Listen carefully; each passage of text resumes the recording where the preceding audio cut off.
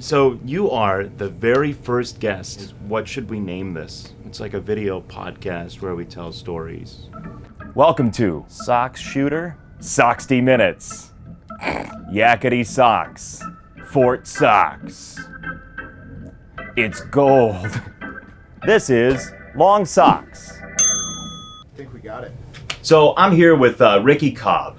Ricky is a professor in Palos Hills. He's at Moraine Valley Community College. That's not why you're here.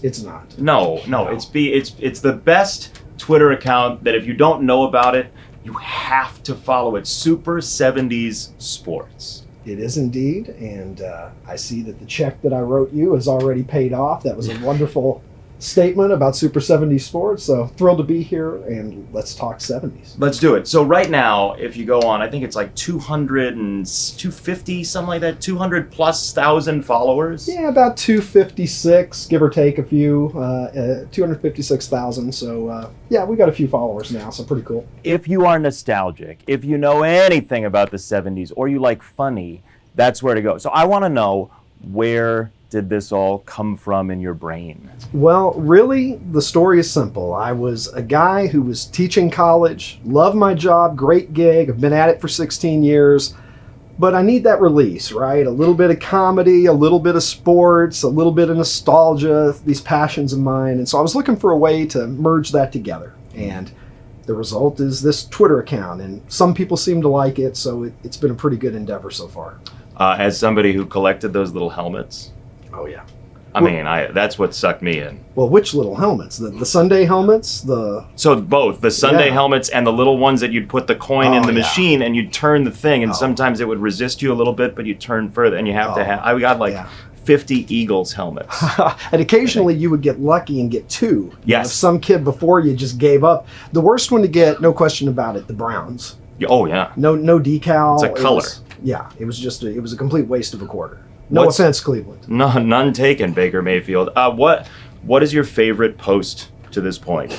Well, I guess my favorite would be the one that got the greatest response, and that was the tweet that I did a couple of years ago with Howard Cosell, Caitlyn Jenner, then Bruce Jenner, and O.J. Simpson. And the caption, there were a lot of different directions I could go with that, and I just said, I've been to the future, and you're not going to believe this. So that one kind of went viral and got some play, and I guess it's my greatest hit. How do you come up with this stuff? Like, what lives inside of your skull? Well, that's for a team of psychiatrists to evaluate, probably. I have a weird mind, I suppose, and I finally found a good use for it. So it's nice to have an outlet for many years of misspent thoughts and wasted time and high school teachers that I wasn't paying any attention to while I was thinking about things like Gorman Thomas's batting average. Which is your favorite Gorman Thomas batting average for his career? Oh my gosh, you're putting me on the spot. What was his career? His career batting average was probably about 232. Yeah. I don't know. It's close. What I like is it's an outlet for random stuff that just pops up and you're like, oh man, I can't believe I forgot about that. Yeah, it's I always tell people that it's kind of like having a class reunion with people that you didn't actually go to high school with, but you may as well have, because if you grew up during a certain time period, there's kind of this shared experience that I think we have, and certain things are evocative and bring back those memories of what it was like to be 10 or 12 or 14 years old. We're gonna play a game here. We're gonna test your critical ability on the spot. But first, before we do that, I want to know who the follower you have that you're most proud of is. Oh my gosh. You can pick a couple. That is really, really a statement. Well, I will say a couple of guys that I've become friendly with. Rob Lowe is a follower, and actually I've gotten to know his brother Chad very well. We're starting up an apparel line together, Chad and I. So Rob Lowe is one that I would mention that I have affection for. The people who are on board early are the people that you kind of appreciate. And Dale Earnhardt Jr. is another guy that I've gotten to know a little bit, a terrific guy. So, but there are really too many. It's one of those things where I don't want to insult anyone with an omission, but I'm grateful for every follower, the famous and the not famous alike, because I do it for the people that enjoy it, and every single follower is important to me. What an awesome thing. Thank you. Yeah. Now we're going to test you. Oh, boy. We want to see what you have to say about all these 70s jerseys. All right, let's do it. Okay? Let's do it. All right, here we go. Jersey number 1, we're in Detroit. We're in Detroit. Denny McLain, 31-game winner in 1968, a guy that could really bring it, a Cy Young Award winner. A very simplistic, minimalist approach here from the Tigers. It works. Probably the best part about this photo are the glasses. Oh, they're golden. I'd like to see some more of those. You see glasses like that now and again on relief pitchers today. I want to see more starting pitchers that just go with that. Maybe you could have a line with Rob Lowe's brother that's ophthalmology as well. Well, you know what? I think ding, ding, ding. We've got an idea here. Are you gonna want to cut of that idea? Super 70s specs. Oh. You know what I like about this one too, and I assume based on reading your stuff that you'll agree that the Old English D on the hat still lives. It still lives, and you know what you see too often with uniforms are teams making change for the sake of change, I think. And unfortunately, we got a lot of teams in Major League Baseball today that I think are not wearing their best ensemble. And I think maybe some teams would be advised to go back to previous looks. But the Tigers, for the most part, they have stayed with the classics, and I think that they were smart to do so. Looks a little like a t-shirt that got printed at a local store. A little bit. It may have been done at the local screen printer. Yeah. Number 2. Well, that looks like Eddie Brinkman to me, and classic Senators look. You gotta love the hat. I like the red piping there on the hat, which is nice. You don't see that often anymore. That W is it's a little Walgreens ish. Yeah, I would say. Well, the Nationals got into a little hot water with that. Well, I got to say, Todd Radom is a good friend of mine, and he's the guy who designed the Nationals' current uniform set. So Todd's my guy, and I got to back him on his stylistic decisions. But that cursive W sometimes may evoke Walgreens. I like the nice script across the front there. Again, a simple flannel, late '60s, early '70s sort of. Pre-double knit era uniform, but I would say that's a pretty strong look. You're into flannel? I like the old school flannel look. I think it's a classic. Yeah. Not lumberjack flannel, but baseball flannel. Yeah, we were getting a little outdoorsman there. Number 3. Oh yeah. Well, see, now we're getting into the Super 70s, and of course that's Reggie taking a nice hack. The A's really one of the first teams to mix and match, right? And we see a lot of mixing and matching in 21st century baseball. Some of these uniform sets, the Diamondbacks, I don't know what they're going to look like from day to day. The A's, it was kind of nice when the A's did it. Later on, Pittsburgh got a little crazy in the late 70s. Maybe I don't want to get ahead of myself. Maybe they'll be here. But I love the A's dynasty look from the 70s. Number 4. There's my guy. Doc Ellis, of course, threw a no-hitter on LSD 1970 in San Diego. Yep.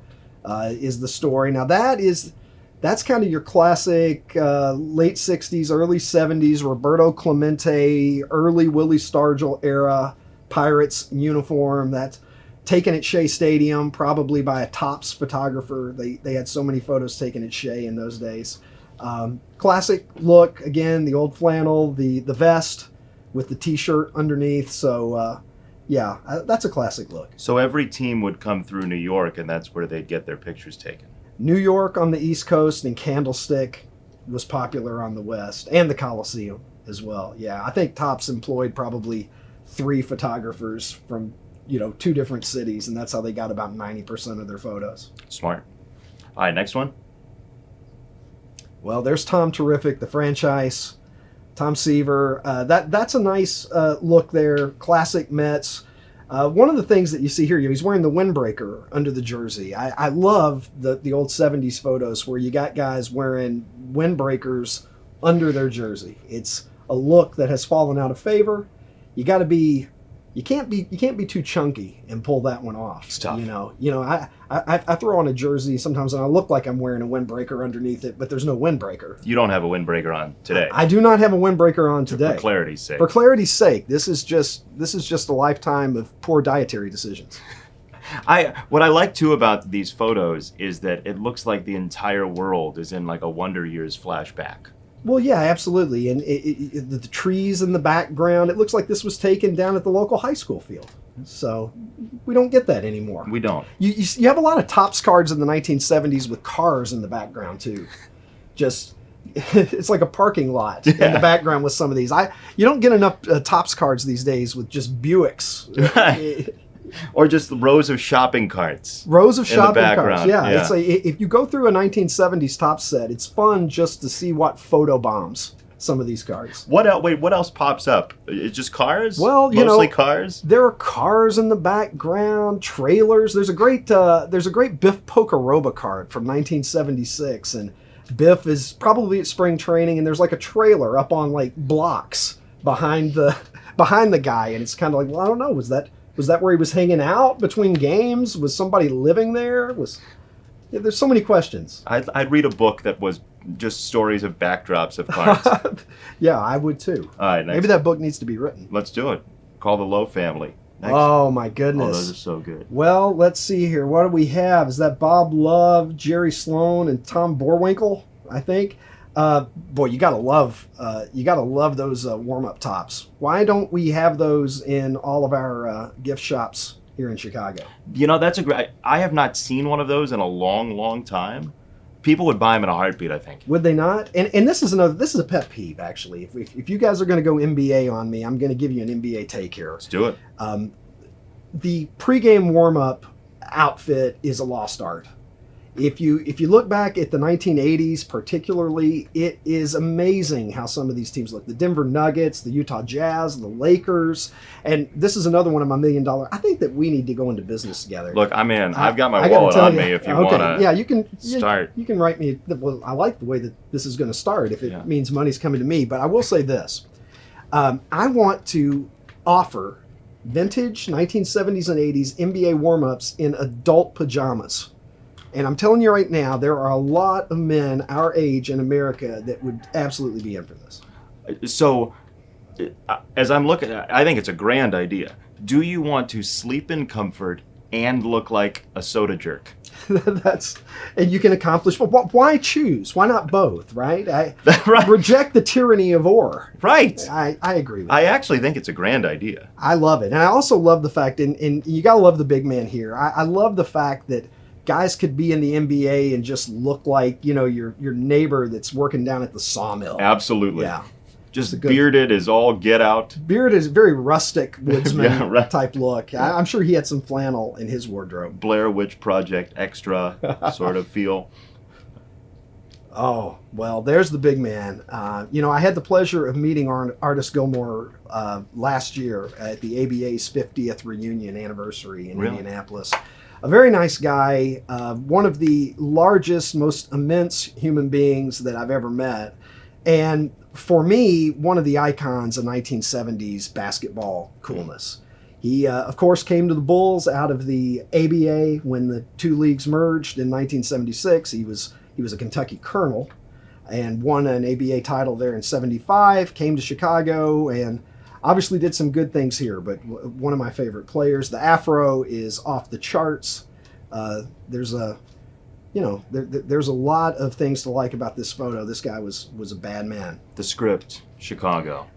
Where do you stand on that? Pro. Oh, yeah. Strong pro. That's early Michael Jordan script right there, and all in favor of it. I like seeing that Chicago repped on the road, so I would like to see that come back. I would too. I'm in for that.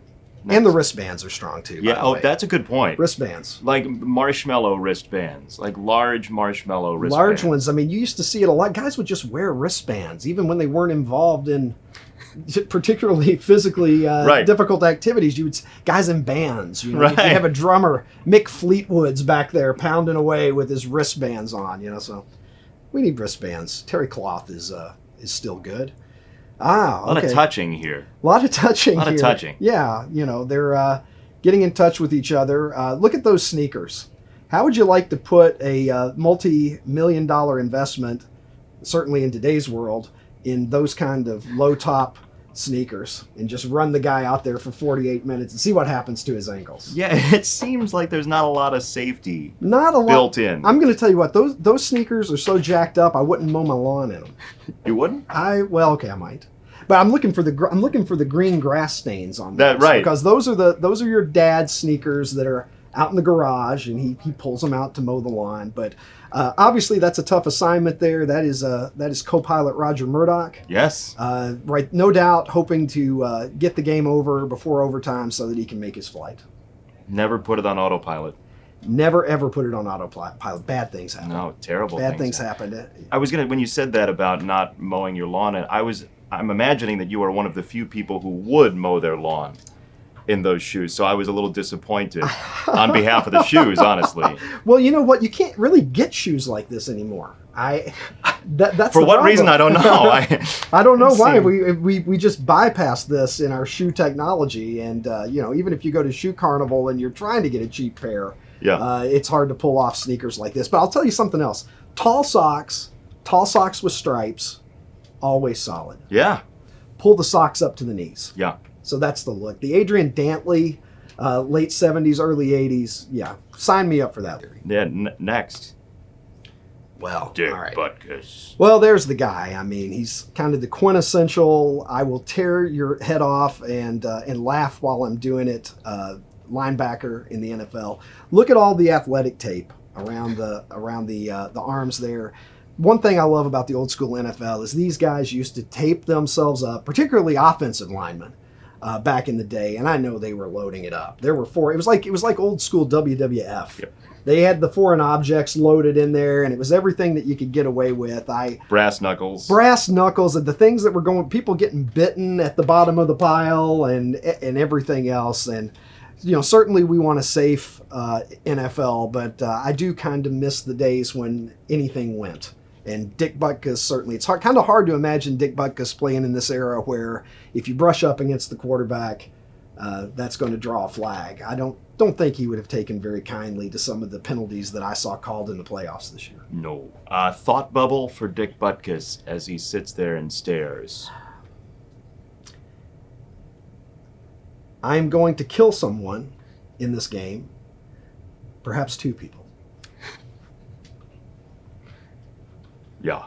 That's what that very much looks like. That's what exactly. Or he could be thinking about what he's going to eat after the game. I don't know. He's probably thinking a person. He may be thinking it may be a person. It may be someone that he carts off the field from the other team, and he will have as an entree later. And I don't know. Some of those Bears teams that Dick was on weren't the greatest. He might be sitting there thinking, we scored 3 freaking points. I've done everything that I can do yet again this week, and we scored 3 freaking points. That's an alternative theory. No thoughts about hang time at that point. No real thoughts about hang time at that point. No. Next. Oh wow, that looks like Dick Tidrow to me, and there's a lot to like about this. This is probably my favorite Sox jersey, even though I'm the '70s guy. I love those 83 unis, that era. The stirrups, that's one thing that we haven't really mentioned, but stirrups, I'm very pro stirrups. We need to get more guys, not just wearing their pants higher, with the socks, but I want real stirrups. Yeah. Real actual stirrups like I wore in Little League. He's wearing the nice Converse red cleats there. Very nice. That's a great look, and I love that look. Whenever the Sox break out this look now, those are my favorite games to watch visually. Yeah, Sunday home games. What do you like most about those?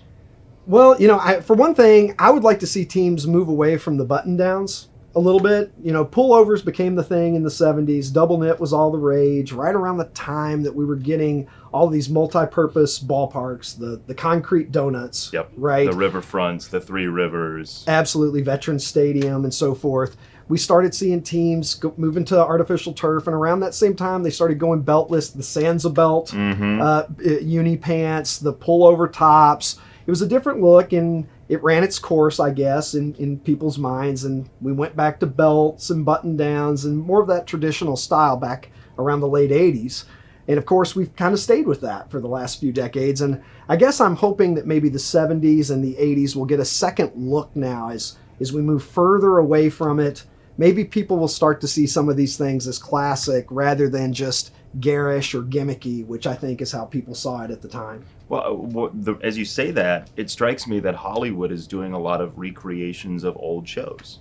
Indeed. And television's doing the same thing. So why not bring back some of the old looks? Everything old is new again eventually, and I would like to see this. Now, teams are going there for certain nights of the week or certain occasions, but I would like to see teams go back. I want to see the first team. Somebody's going to be the first team that goes with a primary uniform that is just a pullover. And once that happens, maybe we'll see a few more dominoes fall and we'll get a little more variety. I like variety. So if we had a mixture of traditional button-down teams, I don't want to see the Dodgers do that. I don't want to see the Yankees do that.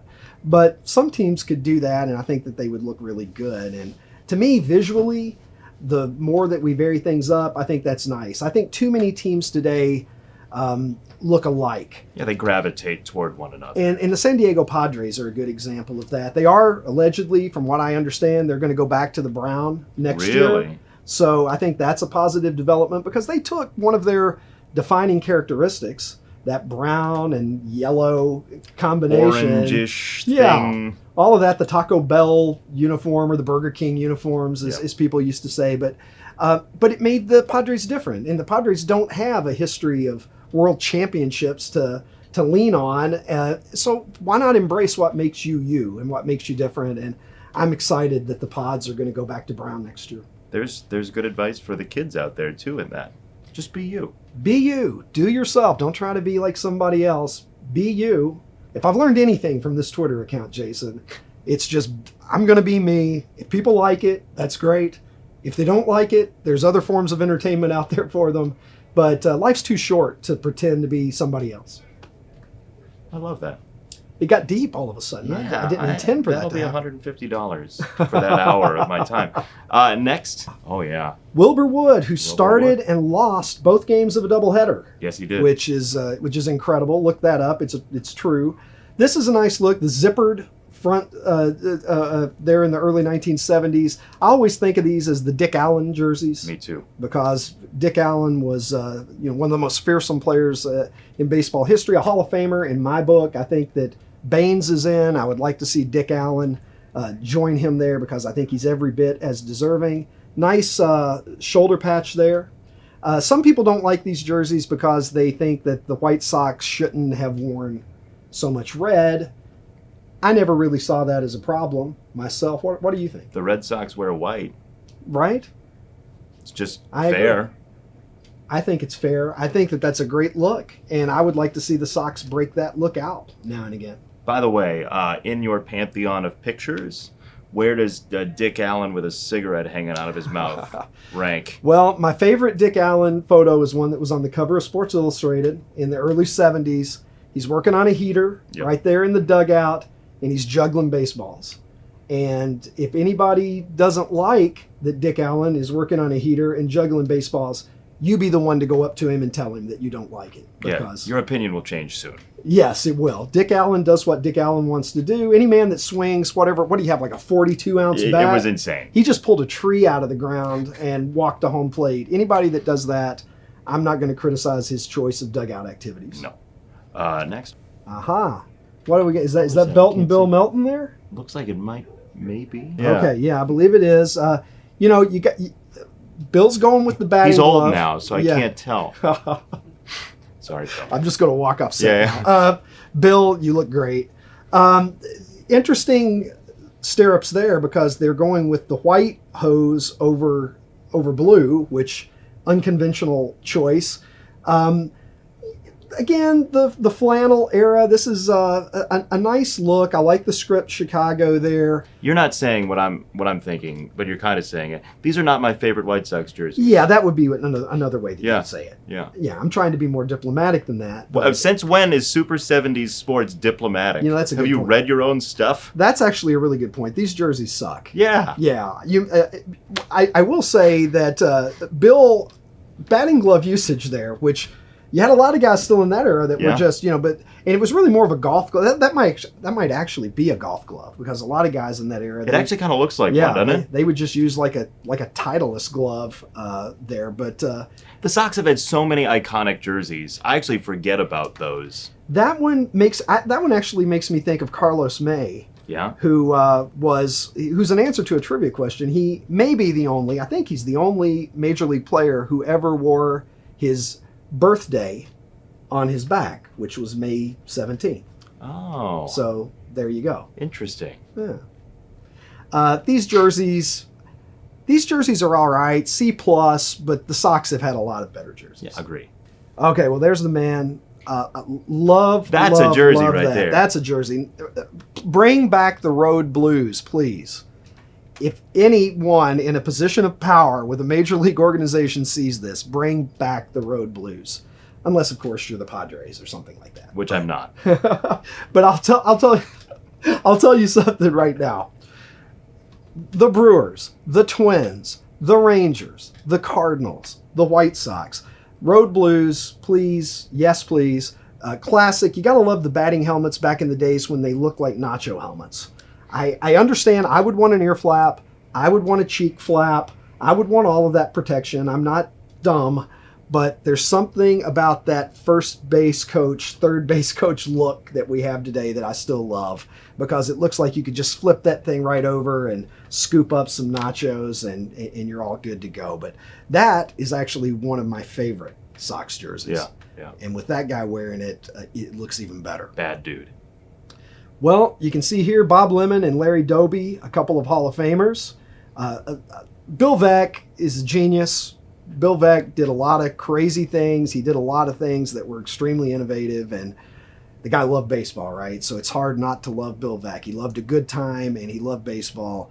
And these jerseys, the roadies there, I believe, right, are a nice look. Obviously, I approve of the cap.